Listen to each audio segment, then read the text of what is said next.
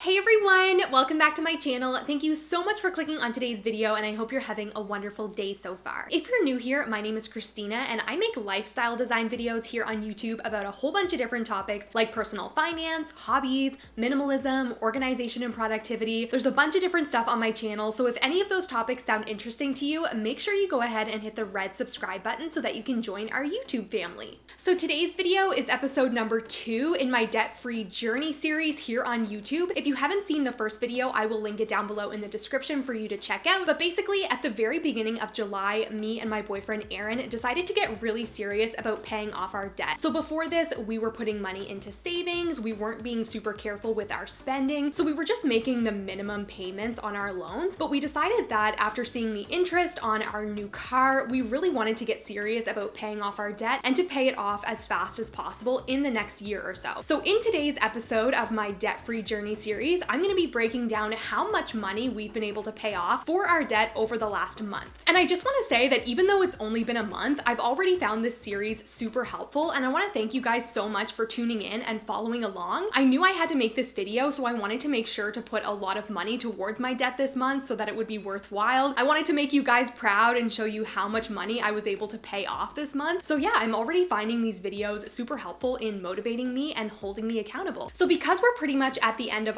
August, and then I think I made the first video in my debt-free journey series towards the beginning of July, I just want to kind of recap July and August just so you know where I'm coming from when I'm talking about how much money I was able to put towards my debt. So July and August were actually really good income months for both me and Aaron. Because of the nature of our jobs, our income kind of fluctuates depending on the month. So because I teach English online and all of the kids were on summer break for July and August, I was able to teach a lot of extra classes. And then Aaron also works in construction, and construction is booming in the summertime. So he's been working like 10-hour days every single day. So he's been making really good money this summer. So that's why we were able to put a good portion of our income towards our debt. But that being said, we do have extra money that I'm keeping in our account that I haven't put towards our debt yet, mostly because in September, Aaron's going to be going to working part-time again. So he's completing a part-time business diploma program through our local college. So he's going to be working part-time and then taking that course part-time. So because he's going to be taking a major cut to his income, I don't feel comfortable quite yet putting like 100% of our money towards our debt. I do want to have a little bit of money in our account just until I can see like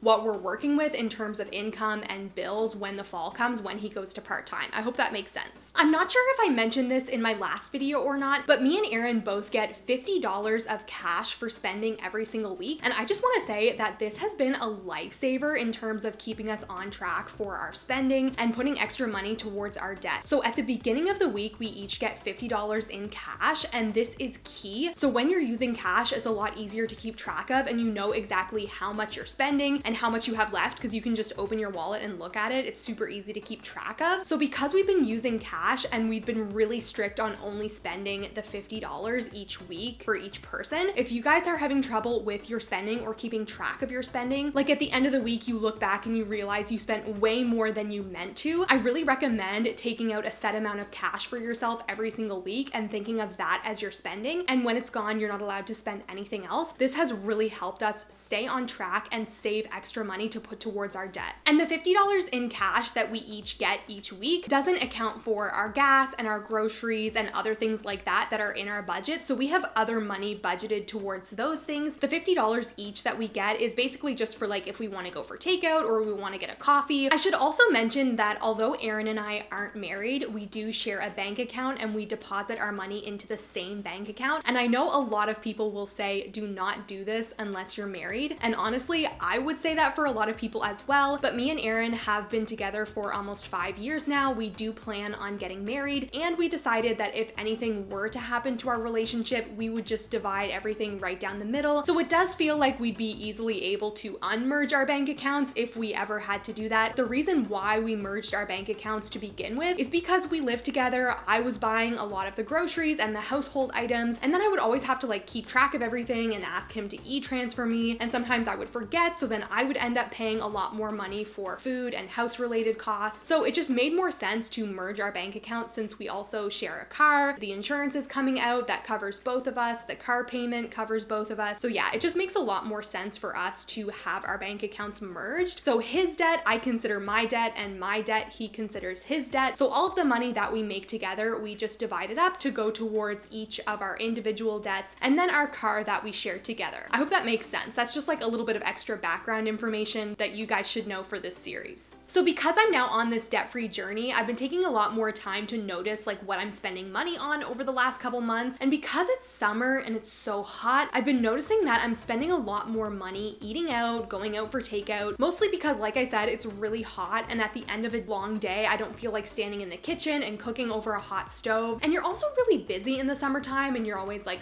on the go. We like to go out for walks and go to the lake and things like that. And when we're out and we're doing summer activities, it's so easy to like swing by and just pick up something for supper or for lunch rather than come home and cook something. Also, like sitting out on a patio with a drink with a few appetizers is a really fun thing to do with your family and friends in the summertime.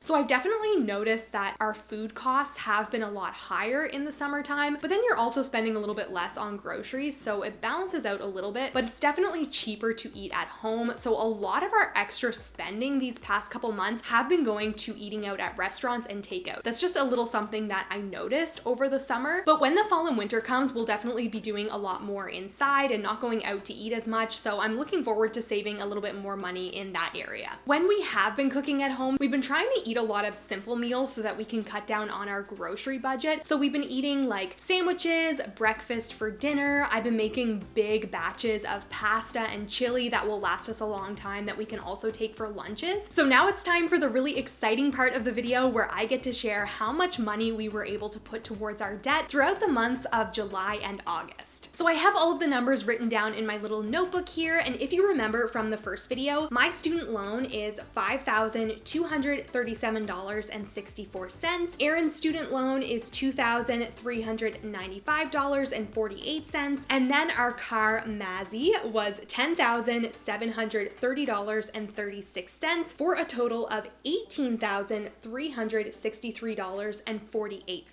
So that is what we started out at in the beginning of July. And now I'm gonna tell you our current totals for each of the different loans. So for my student loan, we are still at $5,237.64. So we did not put any money on my student loan, mostly because my student loan payments are actually paused right now because of COVID. They're gonna be starting up again in October, but there are no interest payments and I don't have to make any minimum payments right now on my student loan. So I'm using this time to my advantage to put as much money as I can on the other ones before I have to start paying that one back. So that's why I haven't made any progress on my student loan for these last couple months. But for Aaron's student loan, we are down to $1,876.48. We have put $519 on Aaron's student loan or Aaron's line of credit. So I think that's really good for the month of July and August, $500. So that's super exciting. I was very happy to get that amount underneath $2,000. $1,800 just sounds a lot better than $2,000. So feeling very motivated about Aaron's line of credit. And then for Mazzy, which is the nickname we gave our car, by the way, we are at $9,587.02. So we were able to pay off $1,143.34, which makes me so happy. We are underneath $10,000 now on our car. That just feels so good to me. I feel like we're on a roll. And like I said, I'm hoping we'll be able to put hopefully a little bit more onto our debt in September and October, but we're kind of just saving up a little bit of extra because we don't know how things are gonna go with Aaron going part-time. So in total, we were able to put